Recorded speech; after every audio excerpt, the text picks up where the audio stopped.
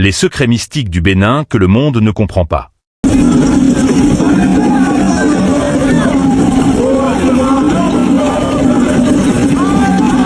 Il existe des endroits sur Terre où l'histoire ne se lit pas seulement dans les livres, mais se ressent dans l'air, dans les sons, dans les silences. Des lieux où chaque pierre semble avoir une mémoire, où chaque vent semble porter un message ancien, et où les traditions ne sont pas de simples coutumes, mais des héritages vivants, transmis de génération en génération. Le Bénin fait partie de ces lieux. Au cœur de l'Afrique de l'Ouest, ce petit pays cache une richesse culturelle et spirituelle que beaucoup pensent connaître, mais que peu comprennent réellement. Depuis des siècles, des récits circulent. Certains parlent de rituels mystérieux, d'autres de pratiques incomprises, d'autres encore de croyances si anciennes qu'elles défient le temps. Mais une question dérange, persiste et intrigue encore aujourd'hui. Qu'est-ce que le monde a vraiment compris de ces traditions? Car derrière les regards extérieurs, souvent fascinés ou confus, se cache une réalité bien plus complexe. Une réalité où spiritualité, histoire, identité et communauté s'entrelacent sans se séparer. Dans certaines régions du Bénin, comme à Ouidah, la mémoire du passé est encore visible dans les lieux, les gestes, les symboles et les cérémonies. Mais ce que beaucoup qualifient de mystique, est-il vraiment du mystère, ou simplement une autre façon de comprendre le monde? Ce documentaire ne cherche pas à juger. Il ne cherche pas à convaincre. Il cherche à raconter. Raconter une histoire souvent mal interprétée. Raconter une culture trop souvent réduite à des clichés. Raconter un héritage qui continue de vivre, malgré les incompréhensions. Parce qu'au fond, les véritables secrets ne sont peut-être pas ceux que l'on croit. Ils ne sont pas cachés dans l'ombre. Ils sont simplement mal regardés. Et ce que vous allez découvrir maintenant pourrait bien changer votre manière de voir ce que l'on appelle, trop rapidement, le mystique. Bienvenue dans cette plongée au cœur du Bénin, et de ses vérités les plus mal comprises.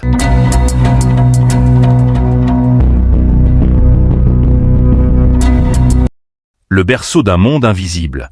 Naissance du Vaudin.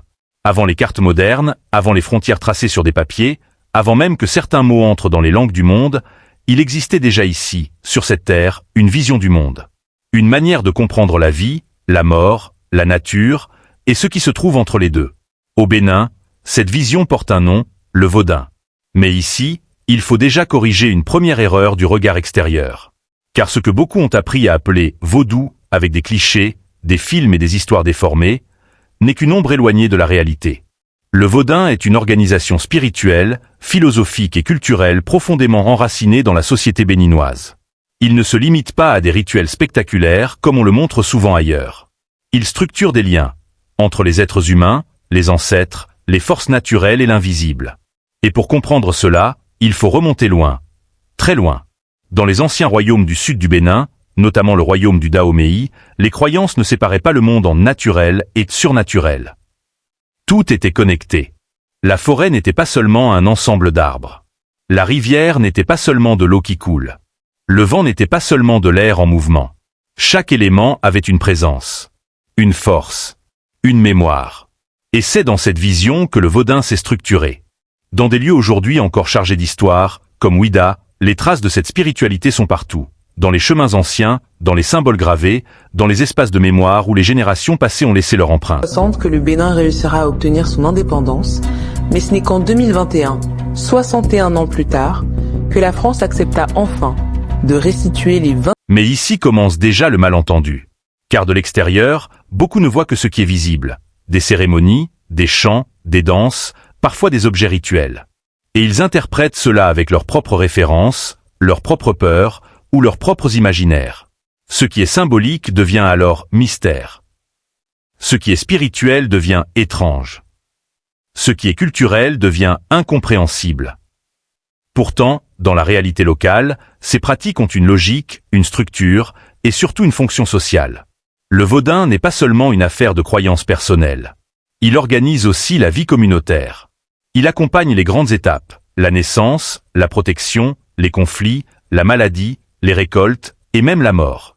Il est à la fois mémoire, identité et lien social. Et dans certaines familles, certaines lignées, ces savoirs sont transmis avec une rigueur presque silencieuse, de génération en génération. Pas comme un spectacle, mais comme un héritage à préserver. Mais ce qui intrigue le plus le monde extérieur, ce sont les moments visibles, ces instants où la spiritualité devient expression publique, où les tambours résonnent, où les corps entrent en mouvement, où les symboles semblent prendre vie. Et c'est souvent là que commence la confusion. Car ce qui est vécu comme une communication profonde entre l'humain et l'invisible est parfois réduit à une simple image spectaculaire. Pourtant, dans la logique du Vaudin, chaque geste a un sens. Chaque rythme a une intention. Chaque espace a une signification. Rien n'est laissé au hasard. Et c'est précisément ce niveau de complexité qui échappe souvent au regard extérieur. Le Vaudin n'est pas un fragment isolé d'un passé lointain. Il est encore vivant aujourd'hui. Il évolue. Il s'adapte. Il coexiste avec la modernité, parfois dans l'ombre, parfois au grand jour.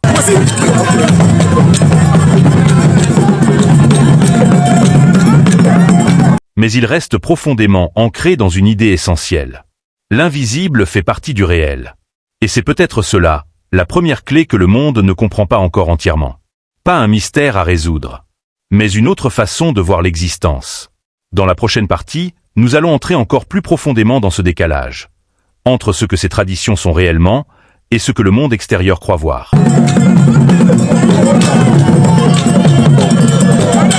Entre réalité et malentendu, l'héritage déformé. Il existe des histoires qui voyagent plus vite que la vérité. Des récits qui traversent les océans, les langues et les générations, mais qui, en chemin, perdent une partie essentielle de leur sens. Le Vaudin en fait partie.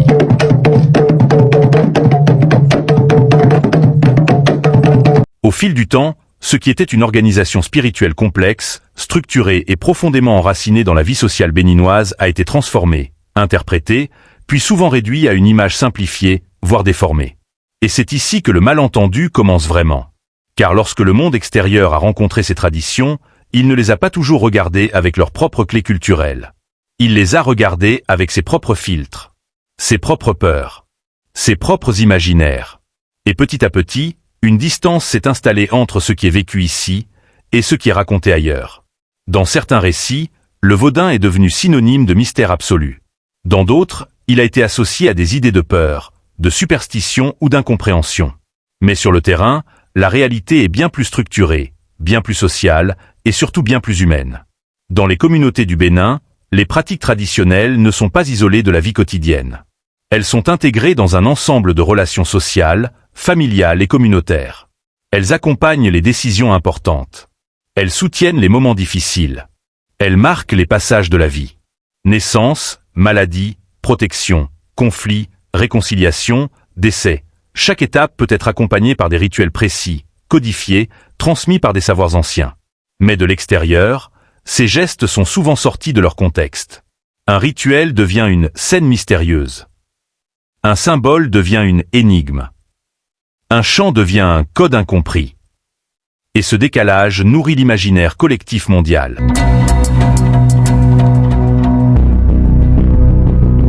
Pourtant, dans ces pratiques, il n'y a pas seulement du mystère. Il y a aussi de la logique sociale. Car ces traditions jouent un rôle essentiel dans la cohésion des communautés. Elles permettent de maintenir des liens entre les générations, de transmettre des valeurs et de donner un sens aux événements de la vie. Elles ne sont pas séparées de la réalité. Elles en font partie. Et c'est ici que l'on comprend mieux pourquoi les interprétations extérieures peuvent parfois être trompeuses. Ce n'est pas seulement une question de croyance. C'est une question de perspective. Ce qui est vu comme invisible dans une culture peut être perçu comme symbolique et concret dans une autre. Ce qui est perçu comme mystique peut, pour les habitants, être simplement une manière de comprendre et d'organiser le monde. Dans certaines régions, notamment autour de Ouida, cette cohabitation entre histoire, spiritualité et modernité est encore très visible. Les lieux portent la mémoire du passé, mais aussi les réalités du présent. Et pourtant, malgré cette richesse, les clichés persistent. Les films, les récits populaires et certaines représentations médiatiques ont parfois figé ces traditions dans une image unique, souvent spectaculaire, rarement complète. Mais la réalité, elle, est beaucoup plus nuancée. Le Vaudin n'est pas un bloc uniforme. Il est multiple. Il varie selon les régions, les familles, les lignées et les contextes. Et surtout, il évolue. Il s'adapte aux transformations sociales. Il dialogue avec la modernité. Il coexiste avec d'autres formes de spiritualité. Mais ce que le monde voit souvent, ce n'est pas cette complexité. C'est une version simplifiée. Une image. Un fragment. Et ce fragment devient parfois plus fort que la réalité elle-même. Alors une question se pose naturellement.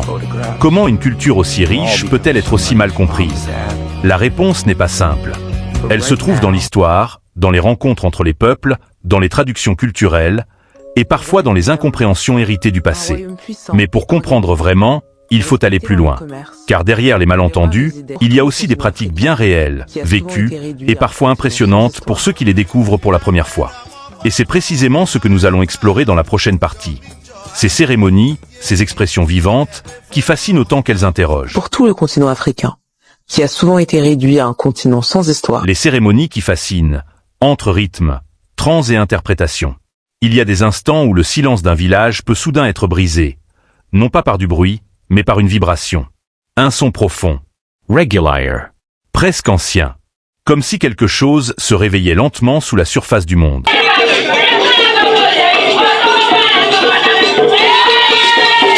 Au Bénin, dans certaines régions, ces moments existent encore aujourd'hui.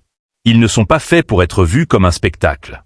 Ils sont vécus comme une expérience collective, où le corps, le son et l'espace deviennent un langage. Et pour quelqu'un qui découvre cela pour la première fois, l'impact peut être saisissant.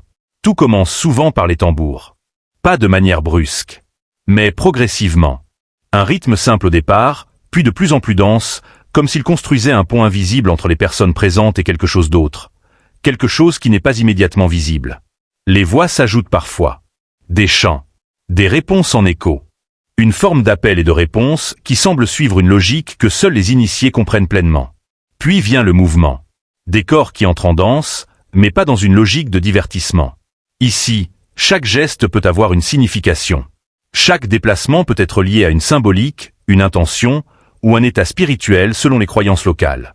Et c'est souvent à cet instant que le regard extérieur change, car ce qui est vécu ici comme une continuité culturelle devient, pour certains observateurs, quelque chose de difficile à classer. Spectacle, ritual, tradition ancienne, la réponse dépend de celui qui regarde. Mais pour les communautés concernées, ces moments ne sont pas des performances. Ce sont des espaces de communication. Des moments où les dimensions visibles et invisibles du monde se rencontrent, selon leur vision des choses. Dans ces cérémonies, tout est structuré. Rien n'est improvisé au hasard. Les rythmes des tambours ne sont pas seulement musicaux. Ils suivent des codes. Les chants ne sont pas seulement des mélodies. Ils transmettent des messages. Les mouvements ne sont pas seulement physiques. Ils sont symboliques. Mais pour comprendre cela, il faut du contexte. Et c'est précisément ce qui manque souvent aux regards extérieurs. Dans des lieux chargés d'histoire comme Ouidah, ces expressions culturelles prennent une dimension encore plus forte. Parce que le lieu lui-même porte une mémoire. Une mémoire collective. Une mémoire spirituelle. Une mémoire historique. Et cette mémoire influence la manière dont ces cérémonies sont vécues. Mais le monde extérieur, lui, arrive souvent sans ce contexte. Il voit. Il observe. Il interprète. Et parfois, il projette ses propres références. C'est ainsi que naissent les malentendus. Ce qui est symbolique devient étrange. Ce qui est codifié devient mystérieux. Ce qui est rituel devient inexplicable. Pourtant, pour ceux qui participent à ces moments, il n'y a rien d'incompréhensible. Il y a une continuité, une transmission, une mémoire vivante. Dans certaines traditions, ces cérémonies peuvent accompagner des événements importants de la vie. Des étapes sociales, des moments de transition ou des situations nécessitant un soutien communautaire. Elles ne sont pas isolées du quotidien. Elles en font partie. Mais ce qui frappe souvent les visiteurs, c'est l'intensité émotionnelle. Le son des tambours peut devenir envahissant. Les mouvements peuvent sembler rapides, puissants, parfois imprévisibles pour un regard non habitué. L'énergie collective peut donner l'impression d'une atmosphère hors du temps. Et c'est là que l'interprétation extérieure commence à diverger fortement de la réalité vécue. Car là où certains voient du mystère, d'autres vivent simplement une continuité culturelle profondément enracinée. Il ne s'agit pas d'un spectacle pour impressionner. Il s'agit d'une pratique pour relier, pour transmettre, pour accompagner. Mais comme souvent dans les rencontres entre cultures, ce qui n'est pas compris devient rapidement interprété. Et ce qui est interprété peut être transformé. Parfois même exagéré.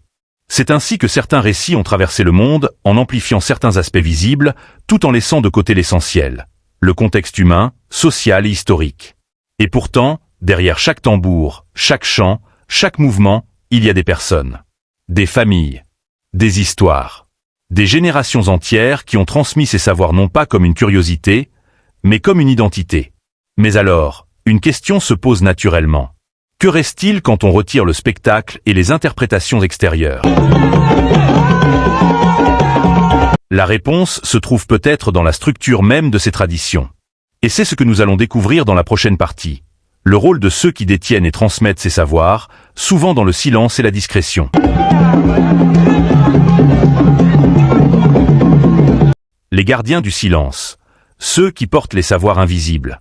Ce qui vient de se passer, c'est une... Dans chaque société, il existe des figures que l'on ne comprend pas toujours immédiatement. Des personnes qui ne cherchent pas la lumière, mais qui sont pourtant au centre de l'équilibre de certaines communautés. Au Bénin, dans l'univers du Vodun, ces figures existent aussi. Et leur rôle est souvent mal interprété, voire totalement méconnu à l'extérieur. On les appelle, selon les régions et les traditions, des détenteurs de savoir, des intermédiaires spirituels ou encore des guides traditionnels. Mais réduire leur rôle à un simple titre serait une erreur. Car leur fonction dépasse largement l'idée que l'on se fait habituellement d'un prêtre ou d'un conseiller.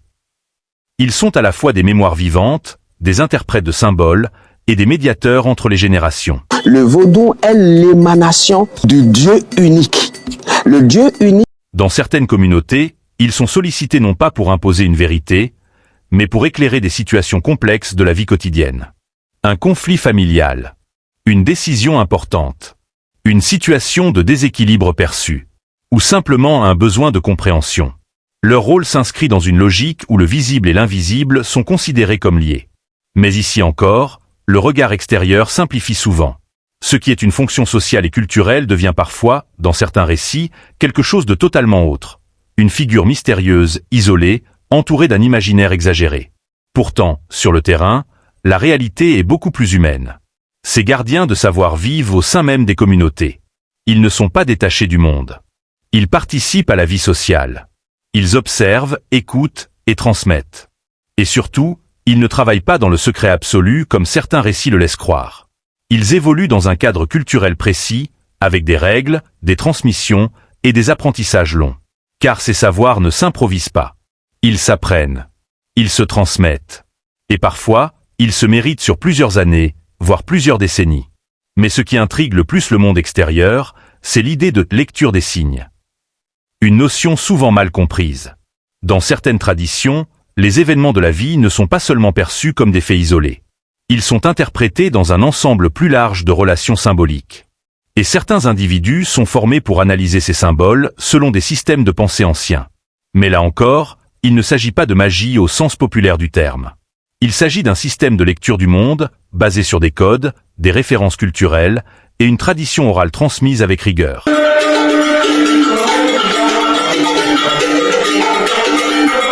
Dans certaines zones historiques comme Ouida, ces pratiques s'inscrivent dans un paysage culturel plus large, où l'histoire, la mémoire et la spiritualité coexistent encore aujourd'hui. Et pourtant, malgré cette réalité structurée, l'imaginaire extérieur continue souvent de simplifier ses rôles. Les films, les récits populaires et certaines représentations médiatiques ont parfois transformé ces figures en personnages presque mythiques. Mais dans la réalité, ce sont avant tout des hommes et des femmes ancrés dans leur société, avec leurs responsabilités, leurs limites, leur humanité. Ils ne sont pas séparés du monde moderne. Beaucoup vivent aujourd'hui dans des contextes contemporains, utilisent les outils actuels et s'adaptent aux évolutions sociales. Mais ils continuent aussi de porter une mémoire ancienne. Une mémoire qui ne s'écrit pas toujours dans les livres, mais dans la parole, la transmission et la pratique. Et c'est peut-être cela qui crée le plus grand décalage avec le regard extérieur. Car dans un monde où tout est souvent expliqué de manière rapide, simplifiée et instantanée, ces savoirs demandent du temps, du respect, et surtout du contexte. Sans cela, ils deviennent incompréhensibles. Ou pire, mal interprétés. Mais lorsque l'on prend le temps de regarder au-delà des clichés, une autre réalité apparaît. Une réalité où ces figures ne sont pas des mystères, mais des piliers sociaux. Des passeurs de mémoire. Des gardiens d'un équilibre culturel ancien. Et c'est précisément cette complexité qui échappe souvent au regard pressé. Alors une question s'impose naturellement. Comment une tradition aussi structurée peut-elle continuer à être perçue comme un simple mystère? La réponse commence à apparaître dans le lien entre tradition et modernité, un équilibre fragile que nous allons explorer dans la prochaine partie.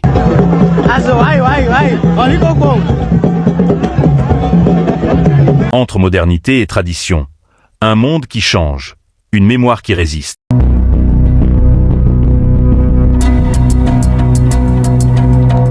Il y a des civilisations qui disparaissent avec le temps, et d'autres qui changent sans jamais vraiment s'effacer. Le Bénin appartient à cette seconde catégorie, car ici, le passé ne vit pas uniquement dans les archives ou les musées. Il vit dans les habitudes, dans les récits, dans les gestes du quotidien. Parfois visible, parfois discret, mais toujours présent. Et pourtant, ce monde ancien n'est pas figé. Il évoluait. Il s'adapte. Il se confronte à la modernité. Aujourd'hui, dans les villes béninoises, la vie avance au rythme des smartphones, des réseaux sociaux, des écoles modernes et des échanges internationaux. Mais dans le même espace, à quelques kilomètres parfois, des pratiques anciennes continuent d'exister, de se transmettre et de s'exprimer. Deux mondes qui coexistent, sans toujours se comprendre parfaitement. C'est là que le regard extérieur continue souvent de se heurter à une incompréhension. Car on imagine parfois que la modernité efface automatiquement les traditions. Mais ici, ce n'est pas le cas. Les traditions ne disparaissent pas. Elles se transforment. Elles s'adaptent aux nouvelles réalités, tout en gardant leur essence. Et cela crée un équilibre fragile, mais fascinant. Dans certaines régions historiques comme Ouida, cette dualité est particulièrement visible. On peut y voir à la fois les traces profondes de l'histoire spirituelle et les signes d'une société tournée vers le présent. Mais cette coexistence n'est pas toujours simple, car elle soulève des tensions invisibles. Mais aujourd'hui, vendable, nous allons réveiller grandeur nature. Comment préserver un héritage ancien dans un monde qui change rapidement? Comment transmettre des savoirs oraux dans une époque dominée par le numérique? Comment maintenir une identité culturelle forte sans être figé dans le passé? Ce sont des questions réelles, vécues au quotidien. Et pourtant, malgré ces défis, quelque chose de remarquable persiste, la continuité. Les traditions ne sont pas abandonnées. Elles sont réinterprétées, réajustées, parfois même réinventées pour survivre. Certaines cérémonies deviennent plus discrètes. Certaines transmissions se font dans des cercles plus restreints. Certaines pratiques s'intègrent dans de nouveaux contextes sociaux. Mais l'essentiel reste, la mémoire. Et cette mémoire n'est pas seulement spirituelle. Elle est aussi identitaire. Elle raconte d'où viennent les communautés. Elle explique leurs liens. Elle donne un sens à leur histoire. C'est pour cela que, malgré les incompréhensions extérieures, ces pratiques continuent d'exister.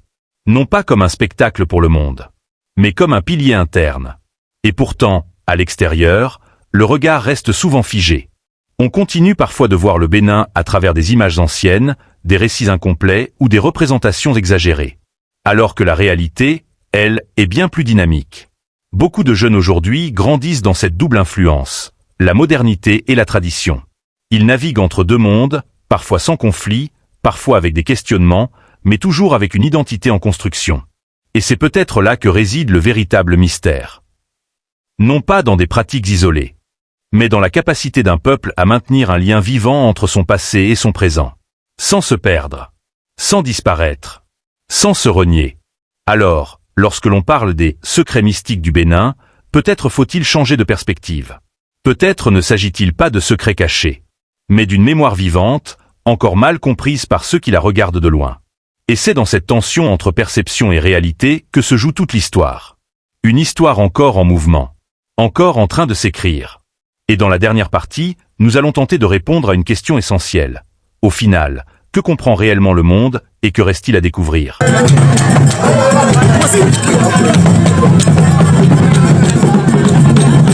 Ce que le monde voit, et ce qu'il ne comprend pas encore. Au terme de ce voyage, une chose devient évidente.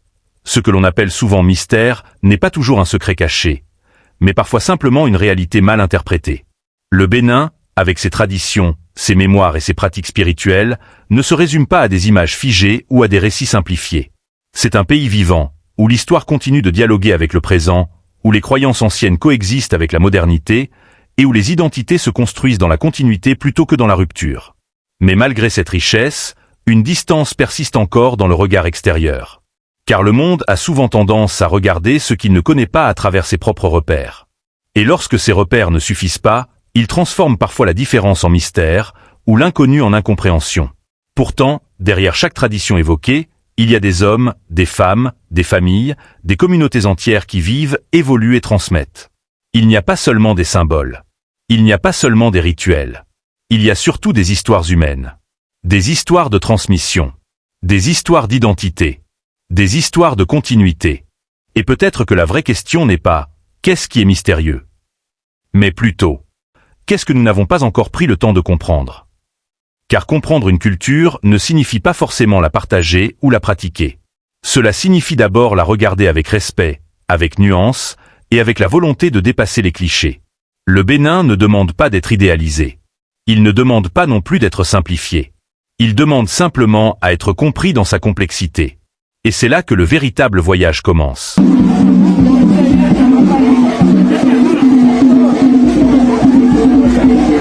Alors maintenant, après cette immersion, une question vous est posée. Selon vous, le mystère du Bénin vient-il vraiment de ses traditions ou du regard que le monde porte sur elles? Partagez votre avis en commentaire. Parce que c'est dans les échanges, les perceptions et les discussions que naît souvent la compréhension la plus profonde. Et si cette exploration vous a intrigué, d'autres histoires encore plus surprenantes, encore plus profondes et encore plus méconnues vous attendent. Mais cela, c'est une autre histoire.